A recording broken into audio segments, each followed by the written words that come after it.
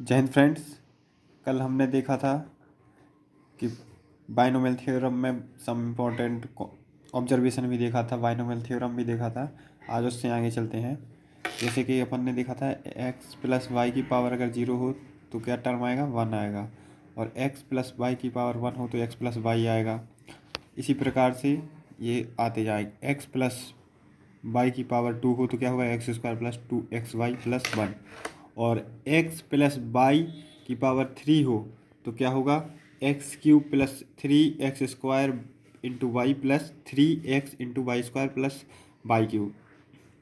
x plus y की power 4 हो तो क्या होगा, x की power 4x cube into y plus 6x square into y square plus 4x into y cube plus y की power 4। ऐसे ही x प्लस वाई की पावर अगर 5 हो तो x की पावर 5 प्लस 5 इंटू एक्स की power 4 into y plus 10x cube into y cube plus 10x square into y cube plus 5x into y की पावर 4 प्लस वाई की power 5। अब ये क्यों पढ़ा, क्योंकि हमें कोफिशिएंट देखना था इनका।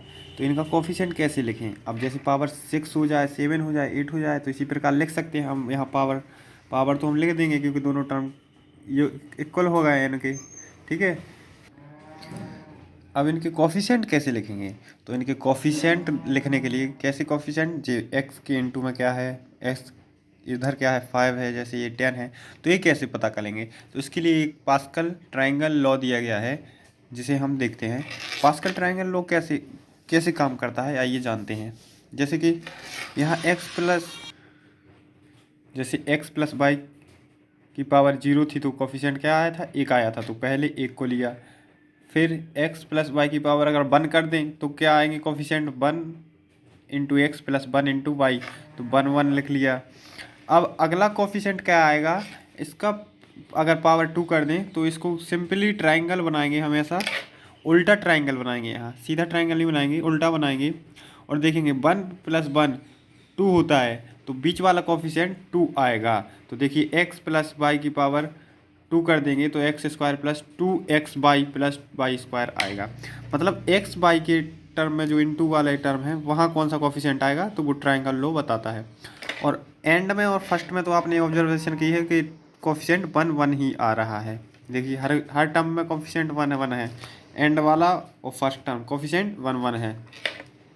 अब देखिए पावर 3 कर दें तो क्या होगा, एक्स वाई का कोफिशिएंट, तो क्या होगा, यहाँ से ट्रायंगल बनाएंगे एक अपन 1 2 के इधर भी, तो 1 प्लस 2 कितना होगा, 3 हो जाएगा।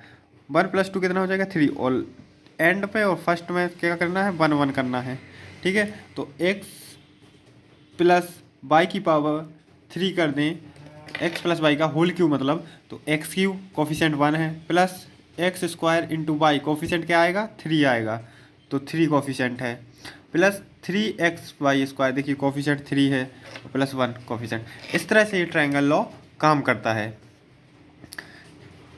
ऐसे ही x प्लस वाई की पावर 4 कर दें तो अब जैसे x की पावर 4, तो देखिए कोफिशिएंट कितना है, 1 है, तो 1 कोफिशिएंट है।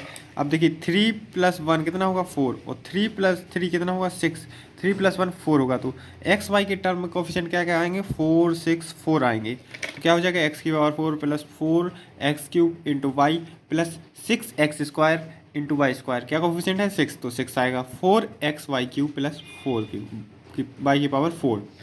अब जैसे x प्लस वाई की पावर 5 हो जाए तो क्या होगा, x की पावर 5 प्लस 5x की power 4 into y plus 10x cube into y square plus 10x square into y cube plus 5x into y की पावर 4 प्लस वाई की पावर 5। तो इसी तरह से देखिए 1 प्लस 4 क्या होगा, 5, 4 प्लस 6 क्या होगा, 10, देखिए 10 है, 5 है, 6 प्लस 4 कितना होगा, 10, 10 है, 5।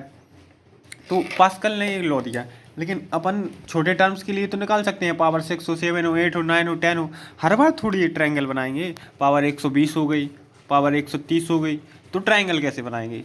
तो इसके लिए भी एक फार्मूला है जो अपन ने कल भी पढ़ा था, a प्लस बी की पावर n था, यहाँ x प्लस वाई की पावर n है। जैसे है, जैसे ये सेम है ना, एक्स प्लस वाई की पावर 5 है।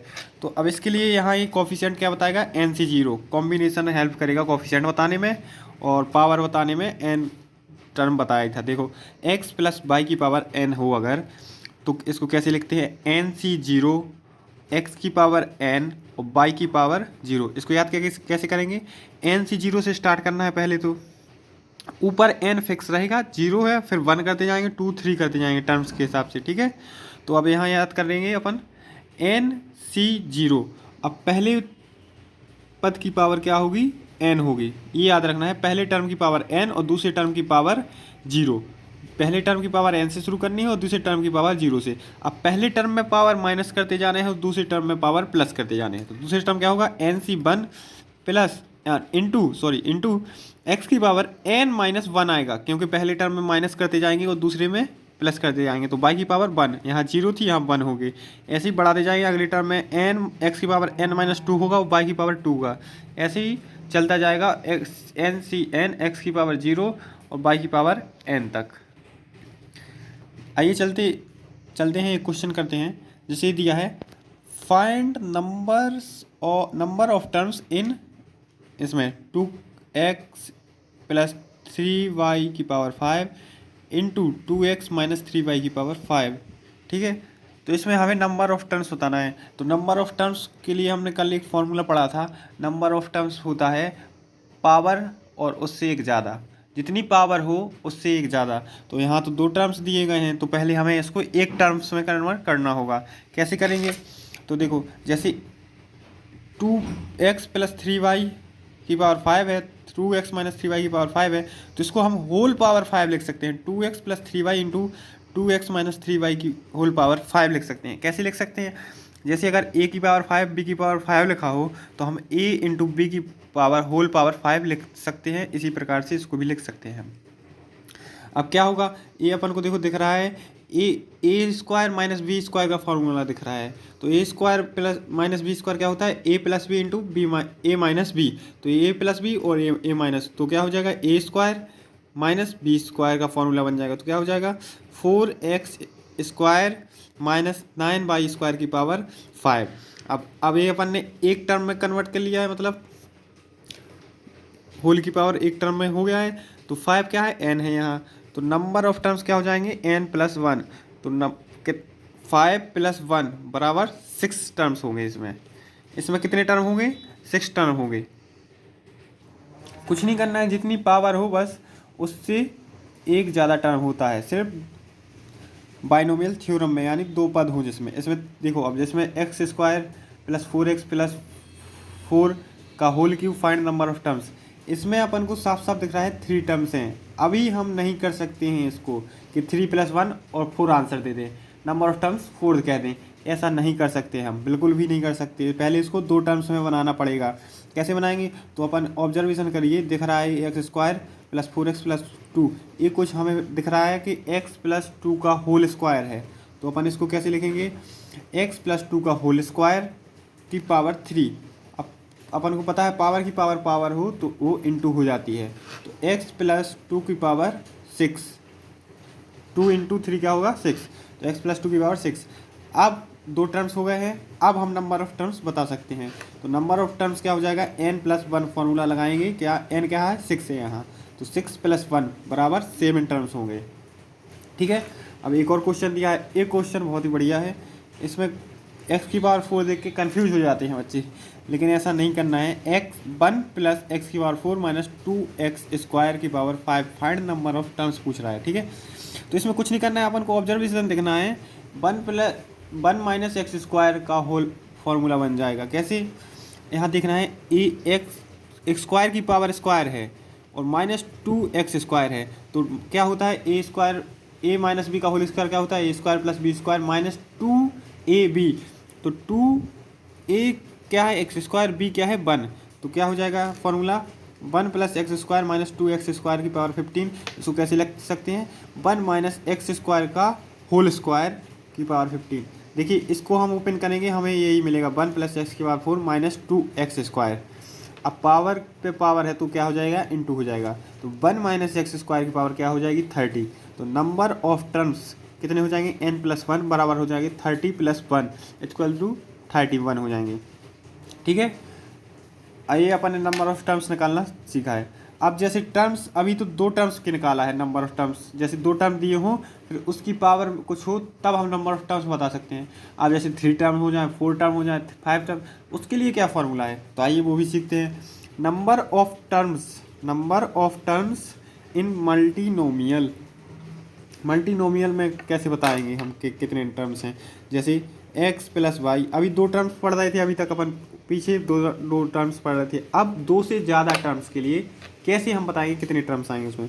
तो x+y+z+a+b की पावर n है, मतलब यहाँ कुछ भी हो सकता है की पावर n है, तो हमने माना उसमें कितने के टर्म्स हैं। ठीक है, तो नंबर ऑफ टर्म्स कितना कितना होगा, n+k-1, मतलब k में से एक घटा देंगे, c k-1 कर देंगे। ठीक है, जैसे नंबर ऑफ टर्म्स क्या होगा, n+k-1 c k-1। आइए इसको हम एक एग्जाम्पल से समझते हैं। जैसे एग्जाम्पल दिया है 2x+3y इंटू 3x+2y की power 6, find number of terms.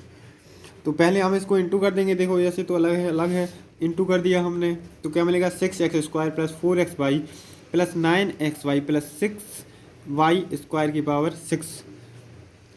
अब इसको क्या लिख सकते हैं, 4 और 9 ऐड हो रहा है तो इसको जोड़ देंगे तो क्या होगा, 6x² + 13xy + 6y² की पावर 6। अब हम नंबर ऑफ टर्म्स काउंट करेंगे, 1 2 3 टर्म्स हैं, 2 से ज़्यादा है ना, इसको तो अब और छोटे तरीके से लिख नहीं सकते, बिल्कुल भी नहीं लिख सकते। तो 3 टर्म्स हैं तो k का मान क्या हो जाएगा, 3। तो k में से n क्या है, 6 है, तो क्या फार्मूला पड़ा, k-1, तो k में से एक घटा देंगे हम तो क्या होगा, नंबर ऑफ टर्म्स क्या होगा, 6 + k 3 है तो 3 - 1 c 3 - 2 क्या हो जाएगा, 6 + 2 c2 बराबर 8c2 आंसर आ जाएगा। कुछ नहीं करना, जितने नंबर ऑफ टर्म्स होते हैं सीधा उससे एक कम लिख के n में जोड़ देंगे, k-1 वही है, नंबर ऑफ टर्म में एक कम करके n में जोड़ देंगे तो क्या है, 6, यहाँ जैसे 1 2 3 है तो एक कम कर देंगे तो 2 हो जाएगा, तो 6 + 2 c2 डायरेक्ट भी लिख सकते हैं अपन लोग। ठीक है, ये अपन का आंसर आ जाएगा। चलिए नेक्स्ट क्लास में इससे और आगे बात करेंगे, तब तक के लिए थैंक यू।